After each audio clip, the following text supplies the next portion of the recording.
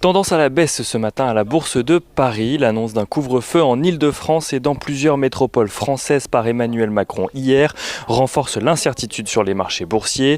Un couvre-feu de 21h à 6h du matin prévu pour une durée minimum de 4 semaines mais qui pourrait aller jusqu'à 6 semaines. Une décision en France qui fait écho à d'autres mesures de restriction en Europe. Les négociations qui patinent aux États-Unis en matière de plan de relance ne sont pas de nature également à rassurer les investisseurs alors que Steve Mnuchin, le secrétaire d'État au Trésor, a lui-même annoncé que les négociations avaient très peu de chances d'aboutir avant le 3 novembre prochain. Il a précisé que si démocrates et républicains pouvaient trouver des points d'accord, il restait très éloigné sur d'autres questions, notamment sur le fait d'accorder une aide spécifique au secteur aérien.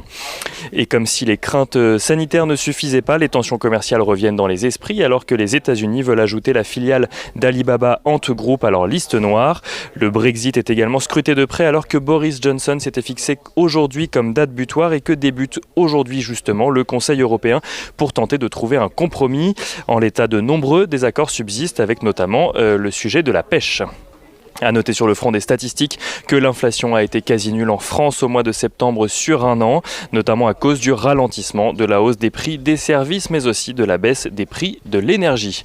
Côté entreprise à présent, Publicis publie un chiffre d'affaires en contraction de 5,6% au troisième trimestre, là où les analystes anticipaient une baisse de 9%. Le groupe publicitaire anticipe une marge opérationnelle légèrement au-dessus du consensus fixé à 14,3% pour l'année 2020. Et autre publication entreprise, la FDJ voit son chiffre d'affaires du troisième trimestre augmenter très légèrement de 0,2%, les mises ayant augmenté de 6% sur la période.